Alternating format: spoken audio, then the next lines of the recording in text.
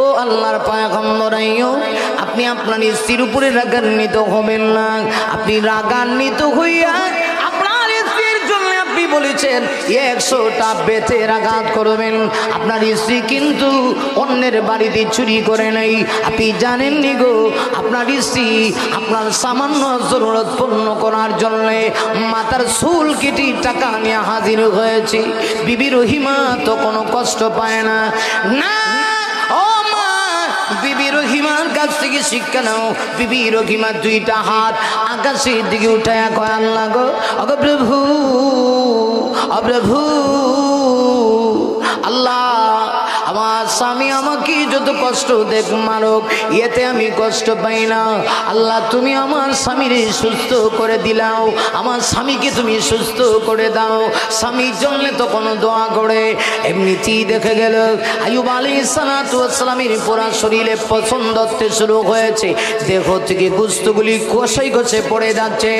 সর্বশেষ তাফসীরে কিতাবের ভিতরে লিখি আইয়ুব নবীর জিহ্বার ভিতরে পুরা পোকা করে সর্বশেষ আইয়ুব নবীর জিহ্বার ভিতরে আক্রান্ত করবে। আইয়ুব নবীর জিহ্বায় গিয়া পোকা ধরে দিছে। যেমনে ধরেছে আইয়ুব নবী আকাশের দিকে তাকায়া কয়, আল্লাহ গো, এতক্ষণ আমার কোনো অভিযোগ নেই, আমার দেহ খাত, আমার কোনো সমস্যা নেই। আল্লাহ আমার জিহ্বাটা যদি পোকা মাকড়ে আক্রান্ত করে ফেলে, আমি এই জিহ্বা দিয়া কেমনে তোমার শুকরিয়া আদায় করব? আল্লাহ আমার জিহ্বা বসাইয়ে দিও না। আমার হাত পা গলে যাক, ধ্বংস হয়ে যাক, শেষ হয়ে যাক, হাতটি থেকে গোশত আলাদা হয়ে যাক, আমি দুঃখ পাই না গো, কিন্তু আমার জিহ্বার ভিতরে তুমি পোকা লাগায় দিও না। আল্লাহ জিহ্বা দিয়া আমি না তোমাকে স্মরণ করি। এমনিতে আল্লাহর কুদরতি রহমতি জড়িয়ে জুস মারছে। আল্লাহ জিবরিলকে ডাক দিয়া কয়, জিবরিল আর কত, 1-2 দিন না, আমি আইয়ুবকে 18 বছর পরীক্ষা করেছি। 18 বছর আইয়ুব নবীর দেখে পোকা মাকড় খেয়েছে, আমি আল্লাহ আর বরদাস্ত করতে পারি না। জিবরিল আমার আইয়ুব পরীক্ষায় উত্তীর্ণ হয়ে গেছে। আইয়ুব নবীর কাছে যাও, গিয়া বলো সামনে একটা কুয়া আছে অথবা ছোট্ট একটা পুকুর আছে। আইয়ুব যেন ওই কুয়া অথবা পুকুরের মধ্যে গিয়ে গোসল করে, গোসল থেকে যেন উঠে। আমার ভাইয়েরা, হযরত আইয়ুব নবীকে এই কথা বলা মাত্রই তিনি যখন কুয়ায় গেলেন, স্থির হয়ে গেল এই জায়গায়। আইয়ুব নবী গোসল থেকে পানি লাগায়া যখন উঠছে, ওইটা দেখে 18 বছর আগে আইয়ুব নবীর চেহারা যেমন সুন্দর ছিল, মুহূর্তের ভিতরে হুবহু আগের মতো হয়ে গেছে। এর ভিতরে মানুষ হলো সবচেয়ে দামি, মানুষের দাম সবচেয়ে বেশি, এমনকি ফেরেশতার চাইতেও মানুষের দাম বেশি। কথা বললে দিয়ে আপনারা, ফেরেশতার চাইতে মানুষের দাম কম না বেশি?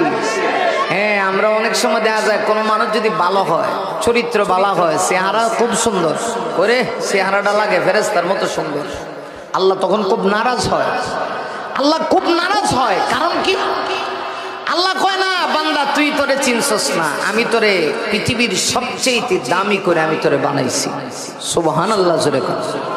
এটা মনে হয় বানায় বানায় কইতাছে। আয়াত কি বলবো না অসুবিধা হইতেছে? আয়াত বলবো? لقد خلقنا الإنسان في أحسن تقويم।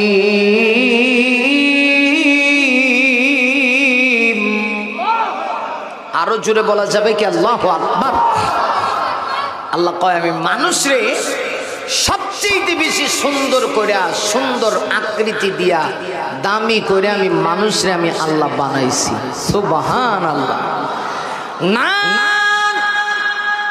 আসমান বানাইছি আল্লাহ, জমিন বানাইছি আল্লাহ। কোরআনের ভিতরে আল্লাহ বলেছেন, হুয়াল্লাযী খালাকাস সামাওয়াতি ওয়াল আরদা ফি সিত্তাতি আইয়াম। ওরে মুমিন, আল্লাহ বলেন আমি আসমান জমিন বানাইতে গিয়া আমি আল্লাহ 6 দিন সময় লাগাইছি।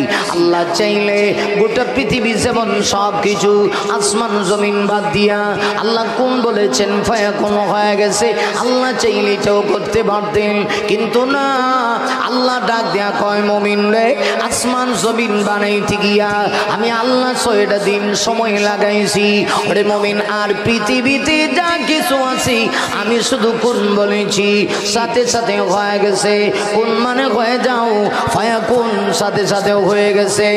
নারী মুমিন, তোকে তোমার জাদা আমি আল্লাহ দিয়েছি, তোকে বানাইতে গিয়া আমি আল্লাহ 10 মাস সময় লাগাইছি।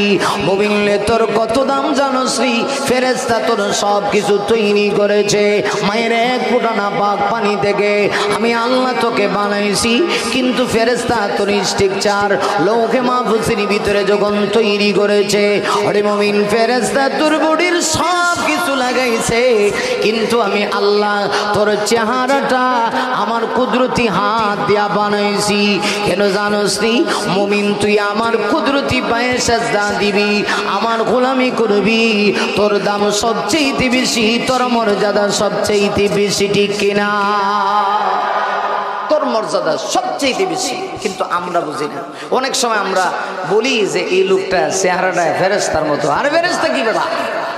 ফেরেশতার চাইতে আল্লাহ মানুষের দাম বেশি দিছে, মানুষের মর্যাদা আল্লাহ বেশি দিছে। তাহলে পৃথিবীতে অনেক মানুষ, আল্লাহ বলেন সব মানুষ যে জ্ঞানী এটা বলা যায় না। জ্ঞানী কারা? বুদ্ধিমান কারা? বুদ্ধিজীবী কারা? আল্লাহ পাক আমার তেলাওয়াতকৃত আয়াতে পরিচয় দিয়েছেন। আল্লাহ পাক বলেন, আল্লাযীনা ইয়াযকুরুনাল্লাহা কিয়ামান ওয়া কুউদা ওয়া আলা জুনুবিহিম ওয়া ইয়াতাফাক্কারুনা ফী খালকিস সামাওয়াতি ওয়াল আরদ রাব্বানা মা খালাকতা হাযা বাতিলা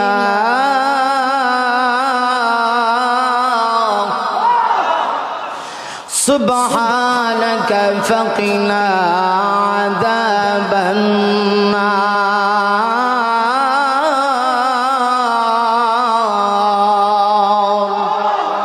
আল্লাহ পাক পরিচয় দিয়েছেন জ্ঞানী কারা। আল্লাহ বলেন আল্লাযীনা ইয়াযকুরুনাল্লাহ। আগে কথা বুঝেন, মানুষের 3টা অবস্থা। কয়টা অবস্থা? আরো জোরে বলেন। গোটা পৃথিবীতে যত মানুষ আছে সব মানুষ 3 অবস্থার ভিতরেই আছে। এই 3 অবস্থার বাহিরে কেউ নাই। আমি বলি, আপনারা আবার একটু ব্রেইনে জিকায়েন, কথা সত্য না মিথ্যা একটু জিকায়েন।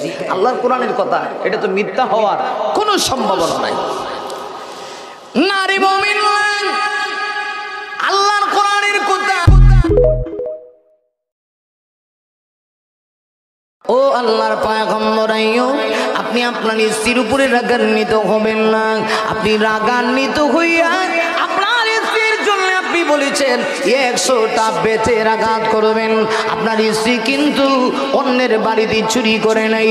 আপনি জানেননি গো, আপনার স্ত্রী আপনার সামান্য জরুরত পূর্ণ করার জন্য মাথার চুল কেটে টাকা নিয়ে হাজির হয়েছে। বিবি রহিমা তো কোনো কষ্ট পায় না। না, বিবি রহিমার কাছ থেকে শিক্ষা নাও। বিবি রহিমা 2টা হাত আকাশের দিকে উঠায় কয়, আল্লাহ গো, ওগো প্রভু, ও প্রভু আল্লাহ, আমার স্বামী আমাকে যত কষ্ট দেখ মারুক, এতে আমি কষ্ট পাই না। আল্লাহ, তুমি আমার স্বামীরে সুস্থ করে দিলাও, আমার স্বামীকে তুমি সুস্থ করে দাও। স্বামীর জন্য তো কোনো দোয়া করে এমনিতেই দেখে গেল আইয়ুব আলাইহিস সালাতু ওয়াস সালামের পুরা শরীরে পছন্দ হতে শুরু হয়েছে। দেহ থেকে গোশতগুলি কষাই কষে পড়ে যাচ্ছে। সর্বশেষ তাফসীরে কিতাবের ভিতরে লিখি আইয়ুব নবীর জিহ্বার ভিতরে পুরা পোকা করে। সর্বশেষ আইয়ুব নবীর